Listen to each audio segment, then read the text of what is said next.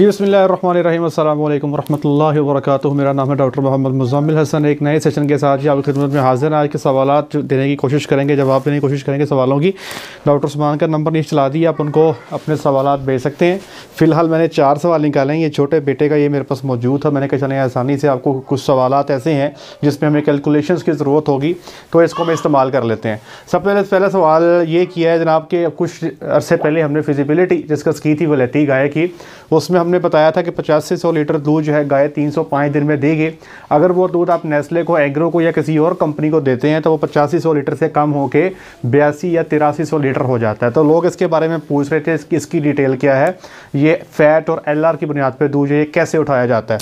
इसका मैं बता देता हूँ जी आपको। मिसाल के तौर पर ये 50 से 100 लीटर दूध है जी, जो आपको गाय ने 305 दिन के अंदर दिया जी, ठीक है। आपकी दूध की फ़ैट जो है वो मिसाल दे रहा हूँ जी कि 3.9 फ़ैट है जी, और एलआर आपकी आती है जी 28। ये जो 2 टेस्ट हैं ये कंपनी मौके पे आपके जो है ना दूध का सैंपल लेगी और ये 2 चीज़ें आपको चेक करके पर्ची बना के दे जाएंगी। अब फ़ैट और एलआर के बुनियाद पे हम टोटल सॉलिड्स निकालते हैं, उन्हीं की बुनियाद पे फिर दूध के पैसे तय होते हैं। अब इसका फार्मूला क्या है? इसका फार्मूला ये है, total solids is equal to solid not fat plus fat, ठीक है जी। अब ये तो आपको पता लग गया कि ये कितनी है जी 3.9। अभी हमने ये चीज़ मालूम करनी है कि ये कितनी है। इसका फार्मूला है solid not fat is equal to इशारिया 22 ज़रब आपकी फ़ैट जमा इशारिया 22 ज़रब इशारिया 25 ज़रब आपकी एलआर जमा इशारिया 72। अब इसमें फिल कर लेते हैं जी। इशारिया 22 फ़ैट है जी आपकी 3.9 जमा ये इशारिया 25 फार्मूले का है जी, एलआर है आपकी 28 और इसमें हम जमा कर लेंगे जी इशारिया 72। अब इस सारे को आप हल कर लें जी। ये मैं थोड़ी सी देर में भी मोबाइल पे कर लेता हूँ जी। ये आप देख लें जी, ये जनाब हो गया जी इशारिया 22 ज़रब 3.9 जमा इशारिया 25 ज़रब 28 जमा 0.72, ये आ गया जी 8.57, ठीक है जी 8.57। अब यहाँ पे आपको एसएनएफ आपके इतने आ गए जी 8.57। अब इधर देखिएगा, अच्छा जी। अब ये देखें जनाब 8.57 ये आ गया जी, और आपकी फ़ैट है जी 3.9। इसको अब आप जमा कर लेंगे जी तो ये आपके निकल आएंगे टोटल सॉलिड्स। तो ये है जी 8.57 जमा 3.9, ये बन गया जी 12.4 और 7, ठीक है जी। तो आपने जो दूध नेस्ले को दिया है या किसी भी कंपनी को दिया है उसकी फ़ैट आ गई जी आपके टीएस आ गए उसके 12.47, जिसको हम टोटल सॉलिड्स कहते हैं। नेस्ले दूध उठाती है जी 13 टीएस पे, ठीक है जी। आपके दूध के टीएस 13 होने चाहिए। अगर आपके दूध के टीएस 13 हैं तो आपको 8500 लीटर के पैसे मिलेंगे। अगर आपके दूध के टीएस 13 से थोड़े हैं तो उसमें आपको पैसे कम मिलेंगे। अगर आपके दूध के टीएस 13 से ज़्यादा हैं तो आपको पैसे भी ज़्यादा मिलेंगे। अब मैं मिसाल देता हूँ। हमारे पास यहाँ पे दूध है 8500 लीटर, ठीक है जी। हमारे टीएस कितने हैं 12.47।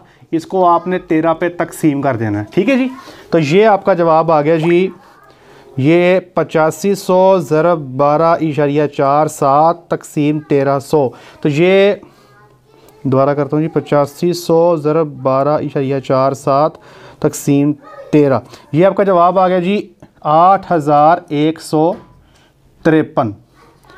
तो ये आपको दूध के पैसे मिल रहे होंगे। तो ये इसको माइनस कर दें 8500 से, तो 346 लीटर दूध के पैसे जो हैं आपको नहीं मिलेंगे। यही हम बात कहते हैं कि दूध की जो अपनी सेल है वो बहुत ज़रूरी है। अब मिसाल के तौर पे यहाँ पे अगर आपके दूध के टीएस जो हैं वो बढ़ जाते हैं, मिसाल देता हूँ अगर आपके दूध के टीएस यहाँ पे हो जाते हैं 13.5, तो फिर आपका दूध बढ़ जाएगा। आप देख लें 8500 ज़रब 13.5 तकसीम 13, तो ये आ गया जी 8826। तो फिर आपका दूध जो है उसके आपको कितने के पैसे मिलेंगे 8826 के पैसे मिलेंगे। लेकिन अभी तक पाकिस्तान में ज़्यादा इस वक्त अमेरिकन गायें मौजूद हैं, तो वो 13 TS पूरे नहीं करती। उनके TS चल रहे होते हैं 12.2 से 12.7 के राउंड अबाउट।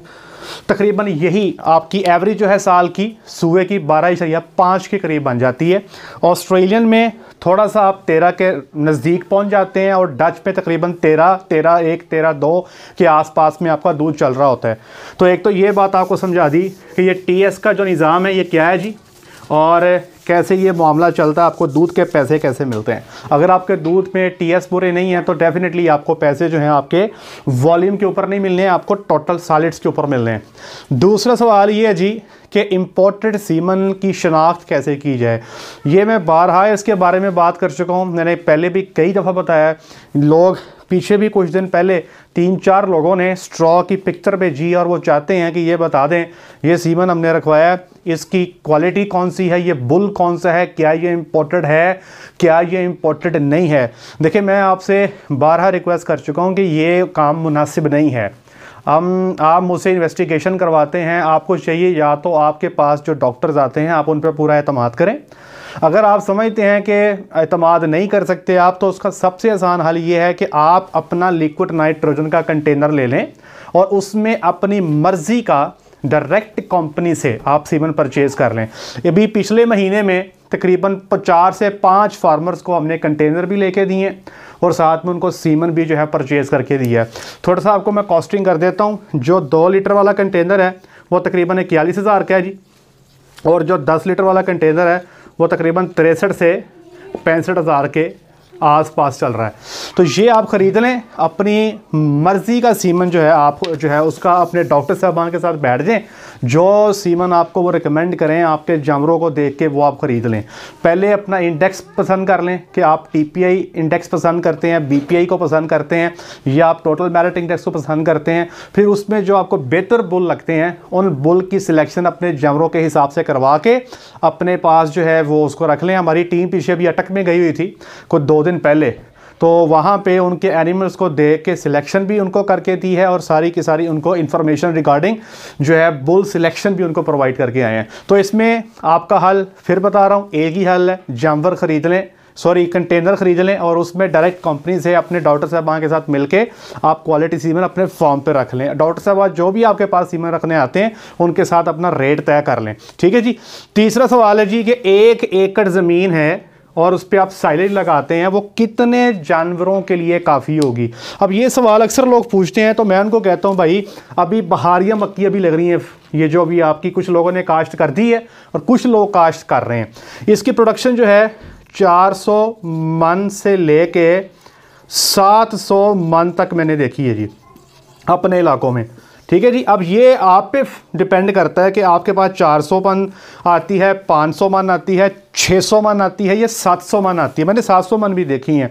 वैसे ये जो बहारिया मकई होती है इसमें दाना भी ज़्यादा होता है। जो फार्मर हैं, अच्छे फार्मर हैं, वो 100 से 125 मन दाना जो है 1 एकड़ का वो हासिल कर लेते हैं। अगर आप साइलेज बनाना चाहते हैं तो 400 से 700 मन प्रोडक्शन जो है 1 एकड़ में से आ जाती है। अब हमने निकालना कैसे है, कैलकुलेशन कैसे करनी है कि कितने जानवरों का ये हो सकता है, अब मैं आपको समझा देता हूँ। मिसाल के तौर पर मैं कहता हूँ जी हमारे पास 500 मन जो है वो प्रोडक्शन हमारे पास मौजूद है। ठीक है जी।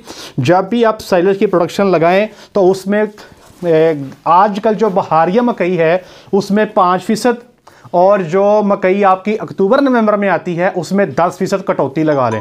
ठीक है जी। अच्छा जी, अगर 5% लगाएं तो इसका 5% हो जाएगा जनाब,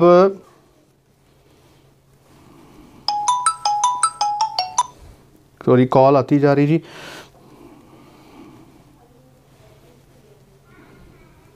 ठीक है जी। तो इसमें से 25 मन निकल जाएगा और 475 मन आपके हिस्से में आएगा लॉसेस के बाद। ये बहारिया मकई की बात कर रहा हूँ। तो 5 मन लॉसेस मैंने लगा दिए। अगर आपकी अक्टूबर की फसल है या नवंबर में आप काश्त कर रहे हैं तो इसमें से 10% लॉसेस जो हैं ये इसको आप निकालेंगे। तो 10% का मतलब ये हुआ कि इसमें से 50 मन निकल जाएगा और आपके हिस्से में 450 मन जो है ये फसल आपके हिस्से में आ रही होगी। अच्छा, मैं आप समझाने के लिए, अब देखिए चौथी दफ़ा बंदे ने कॉल कर दी, मैंने 4 दफ़ा काटी है, लेकिन ये बज़िद्द है कि मैं इसकी कॉल सुनूं और ये इसने बात नहीं आना, कॉल करी जानी है, करी जानी, करी जानी है। मैंने रिक्वेस्ट किया, बारहा रिक्वेस्ट करता हूँ कि भाईजान व्हाट्सएप पे मैसेज कर दें, हम आपको रिप्लाई कर देंगे, लेकिन ये इतनी कॉल्स होती हैं हम दिन में नहीं सुन सकते। अब मैंने 4 दफ़ा काटी है, तसल्ली नहीं हो रही, फिर हो सकता है बीच में कॉल आ जाए। अच्छा जी, अब 475 मन अगर 5% लॉसेज हैं, 450 मन अगर 10% लॉसेज हैं, ठीक है जी। अच्छा, अब इसमें आपने करना ये है कि एक जानवर एडल्ट कैटल जो बड़ा जानवर है उस पे अगर तो वलैती गाय है तो हम लगाते हैं 35 किलो, ठीक। अगर आपके पास देसी गायें हैं या भैंसें हैं तो हम लगा लेते हैं 30 किलो, ठीक है जी। यहाँ पे कैलकुलेशन मैं करने जा रहा हूँ 35 किलो के हिसाब से, ठीक है जी। हमारे पास मैं 475 को लेता हूँ जी,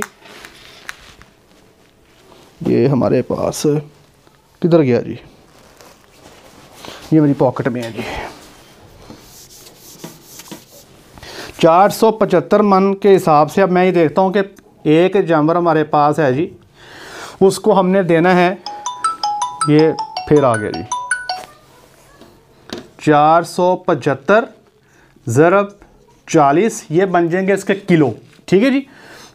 ये आ गया जी हमारे पास 475 ज़रब 40, ये बन गया जी हमारे पास 19,000 kg, ठीक है जी। अगर मैंने डेली एक जानवर को 35 किलो देना है तो मैं इसको 35 पे तकसीम कर देता हूँ, तकसीम 35, तो ये 542 आपके डेज बन गए, ठीक है जी। अब आपको पता है कि 542 दिन है, इसके महीने बनाने हैं, तो आप इसको 30 पे तकसीम कर दें तो ये आपके बन गए जी 18 महीने, ठीक है जी। अगर आप कहते हैं कि मैं 5 जानवरों का चेक करना चाहता हूँ तो यहाँ पे 35 को 5 से ज़रब दे दें यहाँ पे, ठीक है जी। ये 35 ज़रब 5 बन गया जी 175। अब मैं 19,000 को 175 पे तकसीम करता हूँ तो ये आ गया जी हमारे पास 108 दिन, ठीक है जी। 108 को मैं 30 पे तकसीम करूँगा तो ये हमारे महीने निकला है 3.6। तो ये तरीका है जी आपका कैलकुलेट करने का, 1 एकड़ के जो साइलेज में से आप कितने जानवरों को पाल सकते हैं। ये 6ठी दफ़ा कॉल आ गई जनाब, बंदा बहुत बज़िद्द है, ठीक है जी, और ये इंडिया से कॉल आ रही है। अच्छा जी, अच्छा ये क्लियर हो गया जी। इसमें फिर बता देता हूँ कि आपकी जो लैंड की पैदावार है उसको देखना है। अगर तो आपने अक्टूबर की फसल है तो कम से कम लॉसेस 10% गिनिएगा। अगर आजकल बहारिया मकई आप लेने जा रहे हैं तो 5% आराम से आपके लॉसेस आ जाने हैं आपको, ये देख लीजिएगा। ये लॉसेस ख़राब साइलेज के अलावा मैं बात कर रहा हूँ। अगर आप बनाने तो वे ख़राबी कर लेते हैं, कुछ ख़राब हो जाता है, फंगस लग जाता है, तो वो आपका मामला ज़्यादा ख़राब हो जाएगा, ठीक है जी। अब अगली बात है जी, मिनी बजट के लोग सवाल कर रहे हैं कि बजट नहीं आया है, गवर्नमेंट ने एक नया बजट लगा दिया है, उससे डेयरी इंडस्ट्री पे क्या फ़र्क आएगा। देखिए डेयरी इंडस्ट्री पे फ़र्क आएगा नहीं, आ चुका है। टैक्सेस लग गए हैं, जानवर महंगा हो गया सबसे पहले नंबर पे। मेरी बात हो रही थी जेके डेयरी पे, डॉक्टर अब्दुल सत्तार साहब ने जो है वो जानवर महंगे कर दिए जी अपने, और जितनी भी आइटम्स हैं, फीड सप्लीमेंट्स हैं, वो मुझे याद है ये हम बाईपास फैट इस्तेमाल कर रहे थे, 11,500 की थी, जो इस महीने हम 13,500 की ले रहे हैं। तो चीज़ें जो हैं वो काफ़ी महंगी हो गई हैं। और इंटरेस्टिंग बात यह है कि दूध का जो रेट है भाईजान वो कंपनीज ने नीचे कर दिया। कल एक मैसेज में मुझे फार्मर ने भेजा है, तो उनको कोई भी कंपनी जो दूध उठा रही थी वो कह रहे थे यार कि दूध हमें चीपर रेट्स पे मिल रहा है, हमें सस्ता दूध मिल रहा है। तो कंपनी की पॉलिसी जो है इस वक्त दूध का रेट इंप्रूव करने पे नहीं है, दूध का रेट जो है वो नीचे करने पे पॉलिसी है, क्योंकि कंपनी को जो है आजकल सस्ता दूध मिल जाता है बाहर से। वो बाहर से दूध इसलिए मिलता है कि जो गवाले हैं उनकी सेल आजकल कम हो जाती है, तो वो दूध फिर नेस्ले के पास चले जाता है, वो सस्ते रेट पे एंग्रो, नेस्ले, फौजी फूड जो भी है उनके पास चले जाता है। तो वो फार्मर का रेट जो है उनको वो ऑटोमेटिकली कम कर देते हैं, क्योंकि दूध आजकल है बहुत ज़्यादा। तो भाई इसीलिए मैं बार बार आपसे रिक्वेस्ट करता हूँ, एक आपसे बार बार दरख्वास्त करता हूँ कि मेरे प्यारे भाइयों, अगर आप चाहते हैं डेयरी इंडस्ट्री में आपने को बेहतर प्रॉफिट कमाना है तो अपने दूध का कम से कम इतना फीसद हिस्सा जो है आप अपनी खुद की सेल करें, यह लाजिम है। इस पे फोकस करें कि कैसे, अभी एक फार्म है मेरे पास चकवाल में, हम उस पर वर्किंग कर रहे हैं, हम इंशाल्लाह प्लान कर रहे हैं, हमारा दूध 110 रुपये लीटर में जो है इंशाल्लाह कमिंग डेज में हम सेल कर रहे होंगे। कंपनी को जब देते हैं तो ये रेट मिलता है जी, ठीक है जी। आप इसका फ़र्क चेक कर लें। ये 26 रुपये लीटर का फ़र्क है जी, ठीक है। तो भाई ये चीज़ें जो है हिल जाती हैं, इकोनॉमिक्स आपकी बिल्कुल ऊपर नीचे हो जाती है।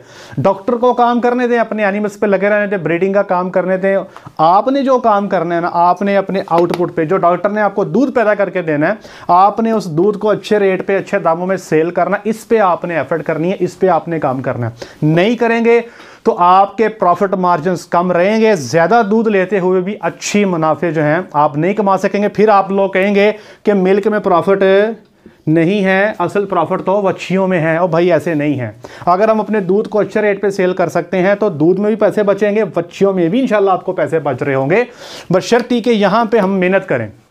यहाँ पे अक्सर फार्मर मैंने देखा है इस चीज़ से, इस स्टेप से खुद का दूध सेल करने पे हिचकिचा रहे होते हैं, और ये अक्सर मैंने देखा है।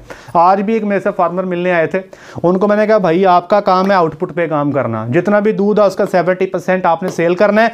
जैसे सेल करना चाहते हैं डायरेक्ट चिल में डाल के ठंडा दूध सेल कर लें, पाउच पैक बना के सेल कर लें, फ्लेवर्ड मिल्क सेल कर लें, पेस्चराइज मिल्क सेल कर लें, जैसे भी करना है अपनी मार्केट को डेवलप करें। और फार्म अगर नया बना रहे हैं तो उस जगह पे बनाएं जहां पे मार्केट अच्छी है, जहां पे लोग गाय का दूध पसंद कर लेते हैं, या फिर तीसरे नंबर पे वहां पे दूध का रेट भी अच्छा है। पाकिस्तान के कुछ इलाके ऐसे हैं जहां पे लोग 70 रुपये लीटर दूध सेल कर रहे हैं गाय का, 80 रुपये लीटर दूध सेल कर रहे हैं भैंस का। अब वहां पे कंपनियों को दूध दे लें या इनको दूध दे लें, को ज़्यादा फर्क नहीं पड़ता। तो मार्केट को देखते हुए आपने डिसीजन लेना है, शौक भी करें, कारोबार भी करें, मार्जिन्स को बेहतर करें। आज तक के लिए इतना ही, अपना ख्याल रखिएगा, दुआ में याद रखिएगा, 5 वक्त की नमाज़ अदा कीजिएगा। अस्सलाम वालेकुम।